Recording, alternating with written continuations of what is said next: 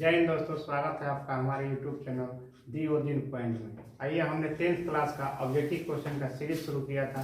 पिछले वीडियो में हमने हिस्ट्री का पहला चैप्टर यूरोप में राष्ट्रवाद को देखा था। आज के वीडियो में हम लोग 10th क्लास का एक अलग सब्जेक्ट का पहला वीडियो बनाएंगे जिसका नाम है अर्थव्यवस्था।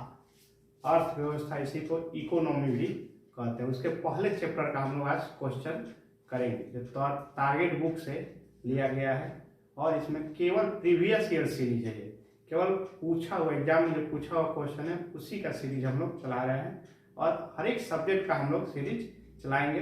अभी आपका सामाजिक विज्ञान का चल रहा है, फिर साइंस का भी चलेगा, मैथ का भी चलेगा। आइए देखते हैं अर्थव्यवस्था के बारे में। सबसे पहले कुछ बातें।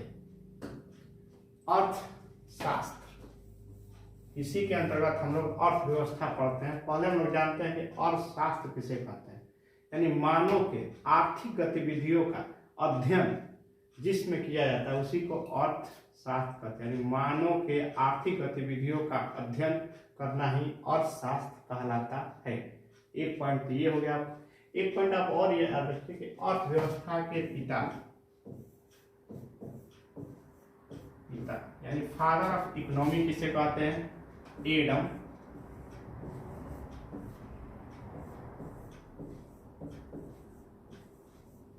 एडम स्मिथ को अर्थव्यवस्था का पिता कहते हैं।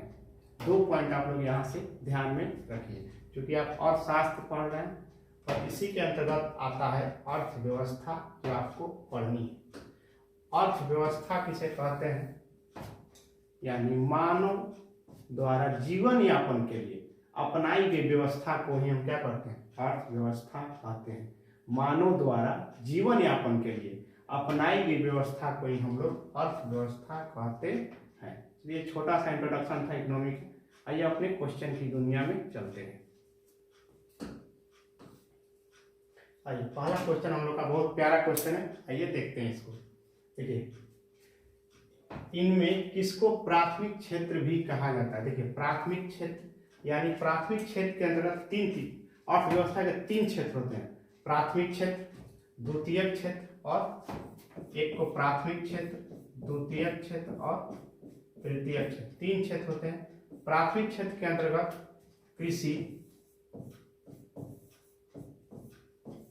खनन और पशुपालन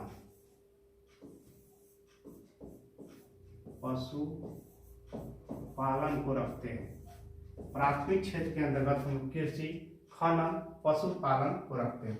द्वितीय क्षेत्र में हम लोग उद्योग को रखते हैं। उद्योग यानी व्यापार को रखते हैं। और तृतीय क्षेत्र को हम लोग सेवा क्षेत्र के नाम से जानते हैं। इसमें नौकरी से रिलेटेड सारी चीजें आ जाती। इतना आप लोग को जानकारी होना चाहिए। अर्थव्यवस्था के 3 क्षेत्र, प्राथमिक क्षेत्र, द्वितीय क्षेत्र, तृतीय क्षेत्र। प्राथमिक क्षेत्र में कृषि, खनन, पशुपालन। द्वितीय क्षेत्र में उद्योग, व्यापार। तृतीय क्षेत्र को सेवा क्षेत्र भी कहा जाता है। आइए आपका क्वेश्चन देखते हैं इससे। इनमें से किसको प्राथमिक क्षेत्र भी कहा जाता है? तो आप आराम से पकड़ सकते हैं। कृषि, किसको? कृषि को प्राथमिक क्षेत्र कहा जाता है। सेवा तृतीय क्षेत्र, इसको तृतीय क्षेत्र कहा जाता है। औद्योगिक क्षेत्र यानी द्वितीय क्षेत्र, इसको द्वितीय क्षेत्र के अंतर्गत हम लोग रखते हैं। आपका आंसर हो जाएगा कृषि क्षेत्र। नेक्स्ट क्वेश्चन की ओर चलते हैं। देखिए, ये बहुत प्यारा क्वेश्चन है। इनमें से कौन से देश में मिश्रित अर्थव्यवस्था है? देखिए, अब हम लोग क्षेत्र जाने की इकोनॉमी यानी अर्थव्यवस्था के 3 क्षेत्र होते हैं। उसी तरह अर्थव्यवस्था भी 3 प्रकार की होती है। पूंजीवादी अर्थव्यवस्था, समाजवादी अर्थव्यवस्था और मिश्रित अर्थव्यवस्था। अब देखिए, इसमें क्वेश्चन है आपका, इनमें से कौन सा देश मिश्रित अर्थव्यवस्था को अपनाया? यानी भारत में मिश्रित अर्थव्यवस्था कहने का मतलब जहां पर सरकारी और प्राइवेट दोनों का सह अस्तित्व हो, यानी दोनों देखने को मिलती है, वो भारत में मिलती है। भारत में आप लोगों को सरकारी कंपनियां मिलेगी, प्राइवेट कंपनियां मिलेगी। लेकिन अमेरिका जो है पूंजीवादी देश है।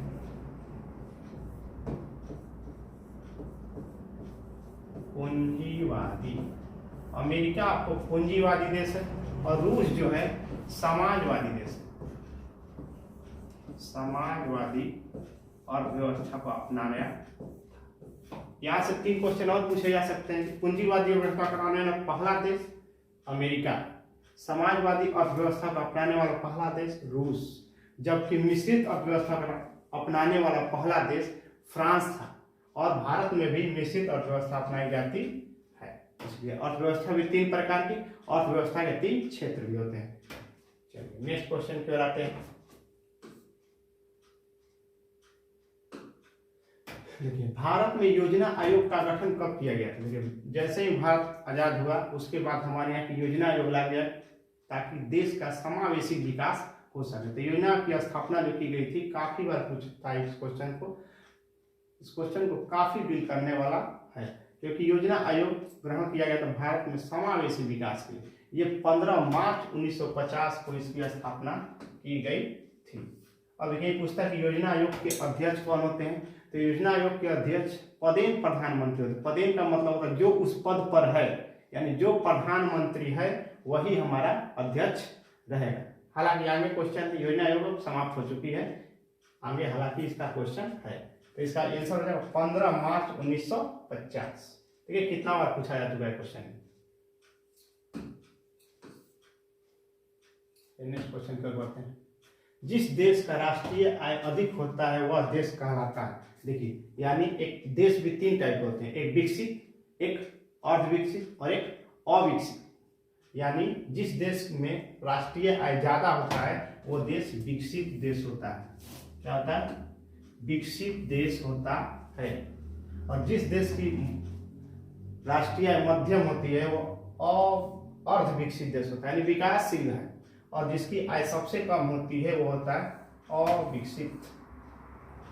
आपका क्वेश्चन राष्ट्रीय आय अधिक है यानी वो विकसित देश होगा, विकसित। चलिए नेक्स्ट क्वेश्चन पे आते हैं। भारत में किस राज्य की प्रति व्यक्ति आय सबसे कम है?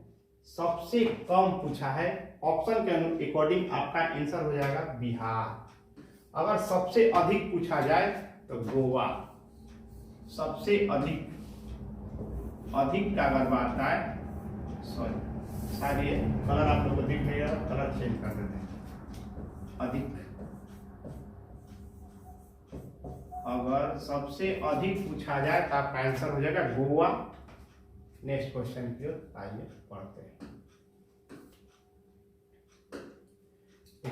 भारत में नीति आयोग की स्थापना देखिए। नीति आयोग यानी ये नीति आयोग कोई अलग नहीं है, योजना आयोग की जगह पर ही नीति आयोग लाया गया था। योजना आयोग 5 वर्षों के लिए होती थी, जबकि नीति आयोग 15 साल के लिए है। 15 वर्ष के लिए नीति आयोग को लाया गया। योजना आयोग 5 वर्ष तक चलती थी। अब देखिए नीति आयोग की स्थापना को, इसका स्थापना करना बहुत आसान काम है। 1 जनवरी 2015 को नीति आयोग की स्थापना हुई थी। ये भूलने वाला है ही नहीं। 1 जनवरी 2015।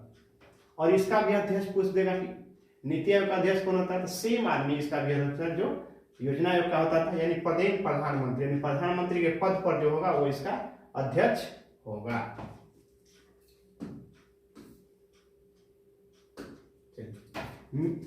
मिश्रित अर्थव्यवस्था का राष्ट्र, राष्ट्र मतलब देश। अभी हम लोग क्वेश्चन किए हैं भारत, अमेरिका पूंजीवादी। 2 ऑप्शन आपके काम का इसमें। अमेरिका पूंजीवादी अर्थव्यवस्था को अपनाया है, यानी यहाँ पे पूंजीवादी कहने का मतलब सारा प्राइवेट, सरकारी का वहाँ कुछ नहीं, सब चीज प्राइवेट। समाजवादी कहने का मतलब टोटल सरकारी। और मिश्रित कहने का मतलब दोनों, सरकारी और प्राइवेट दोनों देखने को मिलेगी। वो दोस्तों तो भारत में ऐसा दोनों देखने को मिलती है।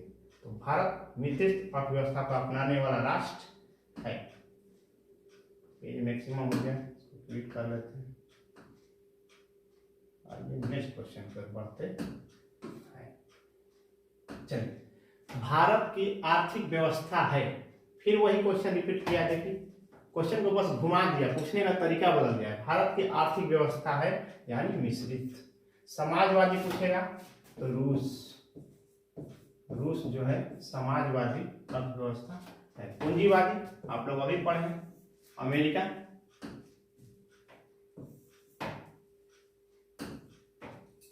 पूंजीवादी में आप लोग अमेरिका ध्यान रखिए। अमेरिका। आइए नेक्स्ट क्वेश्चन की ओर बढ़ते हैं। आप लोग जब क्लास कर रहे हैं कॉपी कलम लेकर बैठ के और उसको लिखते जाइए, तो स्क्रीनशॉट मारिएगा, मोबाइल में इधर जाए, कोई काम का वो नहीं जाएगा। देखिए किस क्षेत्र को द्वितीयक क्षेत्र कहा जाता है। अभी हम बता रहे थे प्राथमिक क्षेत्र, द्वितीयक क्षेत्र और तृतीयक क्षेत्र।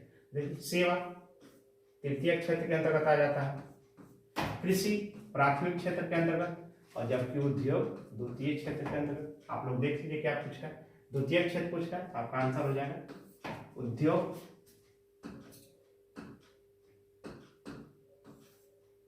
ये नेक्स्ट क्वेश्चन की ओर बढ़ते हैं।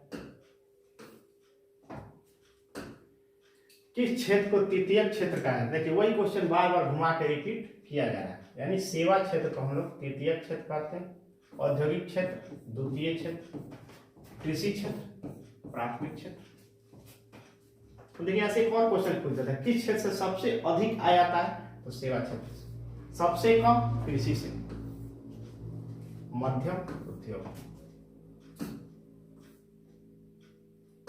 नेक्स्ट आइए, आर्थिक क्रियाओं का उद्देश्य क्या है। देखिए मनुष्य काम धाम क्यों करता है, जीविका उपार्जन के लिए, यानी जीवन यापन के लिए। कोई भी काम हम क्यों करते हैं कि हमारे जीवन यापन अच्छे तरीके से, तो जीविकोपार्जन के लिए। मनोरंजन के लिए कोई थोड़े आर्थिक क्रियाएं करता है।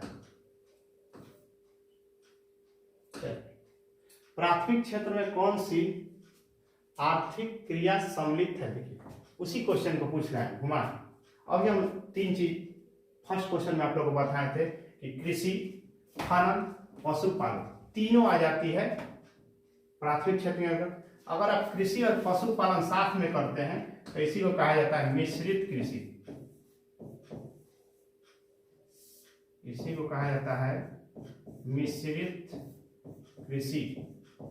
अगर कृषि और पशुपालन दोनों साथ में किया जाता है तो इसी को कहा जाता है मिश्रित कृषि। यानी पूछ रहा प्राथमिक क्षेत्र, तीनों के तीनों हो जाएंगे, आपका इसमें आंसर हो जाएगा इनमें से सभी। इन नेक्स्ट क्वेश्चन के ऊपर समाजवादी अर्थव्यवस्था का गुण है, कह रहा है कि समाजवादी अर्थव्यवस्था। अभी हम आपको बता रहे थे समाजवादी अर्थव्यवस्था यानी सरकारी क्षेत्र। सरकारी क्षेत्र में क्या ध्यान दिया जाता है, सामाजिक कल्याण पे, यानी समाज का कल्याण। निजी लाभ पूंजीवादी अर्थव्यवस्था में, यानी जो पैसा लगाएगा वो लाभ लेगा। साधनों का निजी स्वामित्व, यह भी पूंजीवादी अर्थव्यवस्था में होता है। चलिए नेक्स्ट क्वेश्चन के लिए, विकसित देशों की आय में वृद्धि के लिए किस पद का प्रयोग किया जाता है। तो विकसित देशों की आय में वृद्धि होती है तो उसको आर्थिक वृद्धि कहते हैं। यानी आर्थिक वृद्धि लंबे टर्म के लिए होती है, शॉर्ट टर्म के लिए नहीं होती है। चलिए आगे, बोनस भुगतान अधिनियम किस पंचवर्षीय योजना के दौरान बना।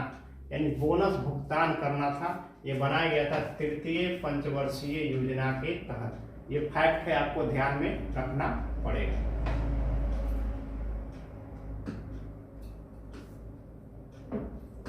चलिए आर्थिक विकास संबंधित है, कहा कि आर्थिक विकास किससे संबंधित है। देखिए परिणात्मक परिवर्तन, गुणात्मक परिवर्तन। देखिए जब आर्थिक विकास आएगा तो परिणाम में भी बदलेगा और गुण यानी रहन सहन भी बदलेगा।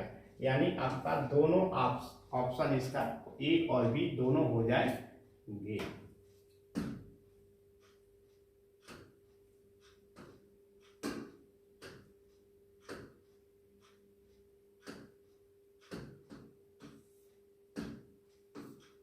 नेक्स्ट क्वेश्चन पे आते हैं, एक समाजवादी अर्थव्यवस्था में सर्वाधिक बल दिया जाता है, सर्वाधिक बल दिया जाता है।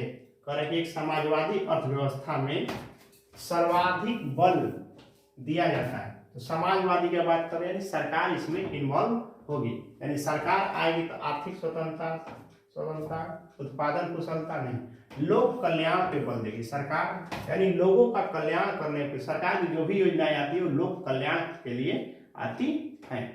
नेक्स्ट क्वेश्चन पे आइए, भारतीय योजना आयोग के प्रथम अध्यक्ष कौन थे। हम आपको अभी बता रहे थे कि योजना आयोग की जो स्थापना हुई थी 15 मार्च 1950 ईस्वी को। और इस समय अभी हम बताए थे इसका अध्यक्ष कौन होता है? पदेन प्रधानमंत्री। पदेन मतलब जो उस पद पर बैठा हुआ है वही व्यक्ति इसका अध्यक्ष हो। तो 1950 में यानी 47 और 3 50, 47 में देश आजाद हुआ था और पंडित जवाहरलाल नेहरू पहले प्रधानमंत्री बने थे और 50 का बाद ही यानी अध्यक्ष कौन होगा? पंडित जवाहरलाल नेहरू जी। ये लोग भी प्रधानमंत्री हैं। मोरारजी देसाई, प्रथम गैर कांग्रेसी प्रधानमंत्री राजीव गांधी, इंदिरा गांधी के बड़े पुत्र लाल बहादुर शास्त्री, ये भी प्रधानमंत्री रहे हैं, जिनकी मृत्यु ताशकंद में हो गई थी।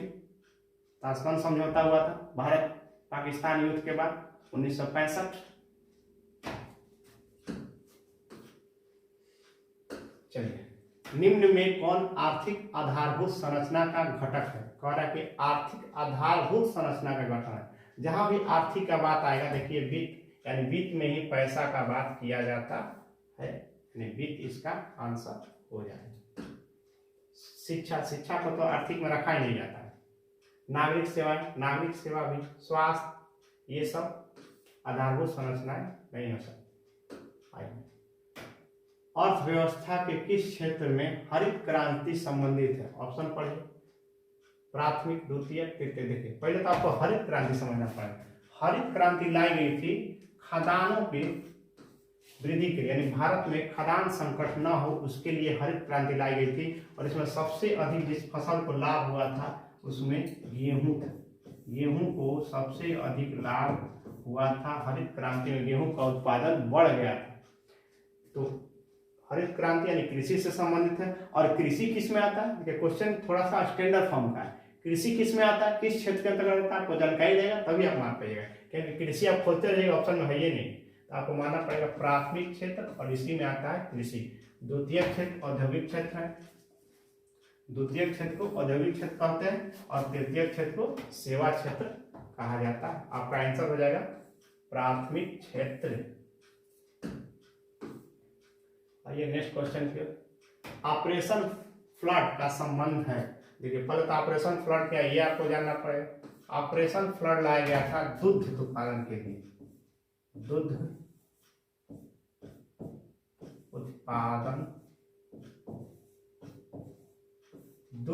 उत्पादन में बढ़ोतरी के लिए ऑपरेशन फ्लड चलाया गया था। आप लोग जानते हैं कि भारत दूध उत्पादन में नंबर 1 और दूध उत्पादन उसका ऑप्शन आप लोग देख लीजिए। डेयरी का विकास, डेयरी में दूध का काम होता है। चलिए, बंटन लैंड आयोग संबंधित है। कहा कि बंटन लैंड आयोग किससे संबंधित है? तो ये एक योजना बनाई गई थी और ये सतत विकास से संबंधित योजना थी। नेक्स्ट क्वेश्चन क्यों है? देखिए, प्रथम राष्ट्रीय मानव विकास रिपोर्ट किस प्रधानमंत्री के कार्यकाल में जारी हुआ था? ये देखिए, ये जारी हुआ था अटल बिहारी वाजपेयी के कार्यकाल में। इंदिरा गांधी भी भारत की प्रथम महिला प्रधानमंत्री थी, जबकि प्रथम महिला राष्ट्रपति प्रतिभा सिंह पाटिल। राजीव गांधी भी इंदिरा गांधी के पुत्र प्रधानमंत्री बने थे। मनमोहन सिंह 2 टाइम प्रधानमंत्री बन गए हैं, यानी मोदी जी के आने से पहले मनमोहन सिंह ही प्रधानमंत्री थे, अभी भी जीवित है। यानी ये 2004 से लेकर और 2014 तक प्रधानमंत्री के पद पर थे। इन्हीं के बाद हमारे मोदी जी 2 बार रिपीट कर गए हैं। चलिए, निम्न में कौन गैर आर्थिक आधारभूत संरचना का अंग है? कह रहे गैर आर्थिक आधारभूत संरचना, यानी जो आर्थिक आधारभूत संरचना में नहीं आती है। तो देखिए, हम पहले भी आपको बताया कि शिक्षा को आर्थिक में शामिल नहीं किया जाता है, शिक्षा को आर्थिक से बाहर रखा जाता है। यह आपका प्रीवियस ईयर पहले इकोनॉमी के पहले चैप्टर का पूरा क्वेश्चन था और हमने कोशिश किया कि आपको अच्छे तरीके से डील कर पाए। नेक्स्ट हम मिलेंगे अगले क्लास में कुछ अलग सब्जेक्ट के साथ, और इसी तरह करके आपका सीरीज एग्जाम तक चलते रहेगा।